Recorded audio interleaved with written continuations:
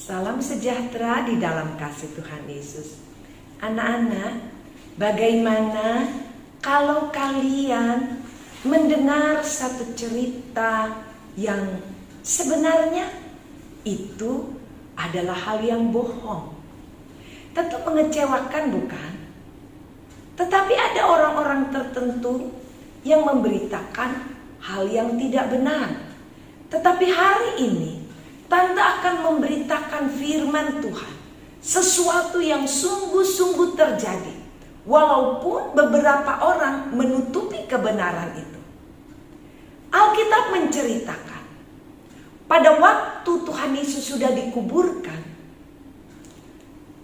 kubur Yesus ditutup dengan batu yang besar, dimeteraikan dengan meterai dari pemerintah Romawi dan dijaga oleh prajurit-prajurit Roma. Tetapi pada hari yang pertama minggu itu, setelah Yesus sudah dikuburkan selama 3 hari, pada waktu pagi-pagi sekali, Maria Magdalena bersama dengan temannya, mereka dalam keadaan sedih karena Yesus sudah mati. Mereka ingin membawa rempah-rempah ke kubur Yesus. Walaupun mereka tahu ada satu kesulitan, ada batu yang besar menutupi kubur Yesus, tapi mereka tetap pergi. Anak-anak, betapa kagetnya mereka, sebab waktu mereka tiba di kubur Yesus, ternyata batu besar yang menutupi kubur itu sudah terbuka. Dan tidak ada mayat Yesus.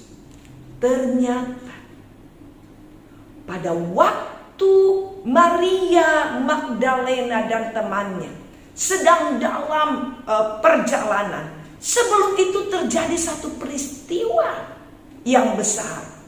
Ketika prajurit-prajurit sedang menjaga kubur Yesus, tiba-tiba terjadi gempa bumi yang besar. Kenapa? Ada malaikat yang turun dari langit, menggulingkan, membuka batu kubur Yesus. Mereka duduk di atas batu itu, sehingga prajurit-prajurit ketakutan seperti mau mati. Akhirnya prajurit-prajurit itu pergi meninggalkan kubur itu. Maria Magdalena sesampai di kubur tidak berjumpa lagi dengan prajurit-prajurit. Dalam kesedihannya karena dia bingung, kenapa mayat Yesus tidak ada lagi. Tetapi mereka berjumpa dengan orang yang berpakaian putih berkilau-kilauan. Ternyata itu malaikat. Dan berkata kepada Maria bersama temannya, "Hai wanita, kenapa kalian mencari orang yang hidup di tempat orang mati? Karena Yesus itu sudah hidup." Anak-anak, Yesus dibangkitkan dari antara orang mati. Yesus tidak selamanya mati. Dia bangkit, dia hidup, sebab dia Allah yang berkuasa. Tetapi berita yang tersebar di antara orang Yahudi berbeda dengan kenyataan, berbeda dengan apa yang dikatakan oleh kitab suci.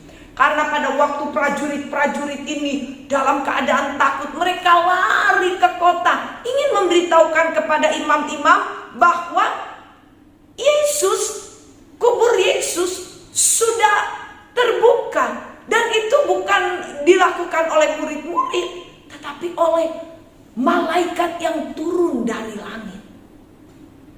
Tetapi imam-imam kepala, mereka menutupi kebenaran. Mereka berkata kepada prajurit-prajurit, "Jangan katakan bahwa Yesus itu bangkit, bahwa malaikat datang membuka kubur Yesus. Kalian katakan saja bahwa waktu kami sedang jaga kubur, kami kecapean dan kami tertidur.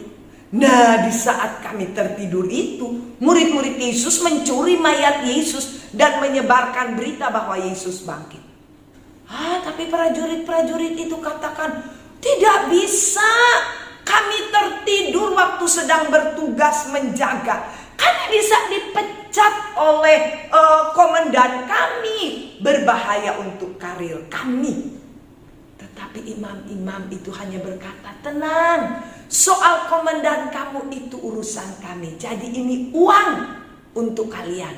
Dan ingat, jangan ceritakan hal yang benar, tapi katakan murid-murid yang mencuri mayat Yesus. Itu sebabnya anak-anak, sampai saat ini banyak orang yang percaya di kalangan mereka bahwa Yesus tidak bangkit. Mayatnya dicuri oleh murid-murid. Tetapi anak-anak, Alkitab jelas menceritakan bahwa Yesus bangkit dari antara orang mati. Maria Magdalena akhirnya berjumpa dengan Yesus. Karena firman Allah itu berkuasa, dia bercerita soal kebenaran. Allah telah membangkitkan Yesus dari antara orang mati.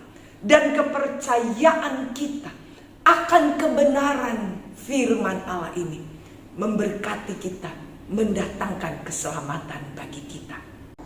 1 Korintus 15 ayat 20. Tetapi yang benar ialah bahwa Kristus telah dibangkitkan dari antara orang mati sebagai yang sulung dari orang-orang yang telah meninggal. Roma 10 ayat 9. Sebab jika kamu mengaku dengan mulutmu bahwa Yesus adalah Tuhan dan percaya dalam hatimu bahwa Allah telah membangkitkan dia dari antara orang mati, maka kamu akan diselamatkan. Teman-teman, mari kita berdoa. Puji Tuhan, kami bersyukur Tuhan bahwa Kau sudah bangkit dari maut Tuhan, Kau sudah bangkit di antara orang-orang mati, sehingga kami mempunyai pengharapan terhadap Engkau Tuhan. Dalam nama Tuhan Yesus kami sudah berdoa dan mengucap syukur. Haleluya. Terpujilah nama Tuhan. Tuhan Yesus memberkati kita semua. Sampai berjumpa lagi di waktu yang akan datang. Dan kita akan mendengarkan cerita-cerita lain yang membuktikan bahwa Yesus benar-benar hidup. Dia bangkit dari antara orang mati. Puji Tuhan.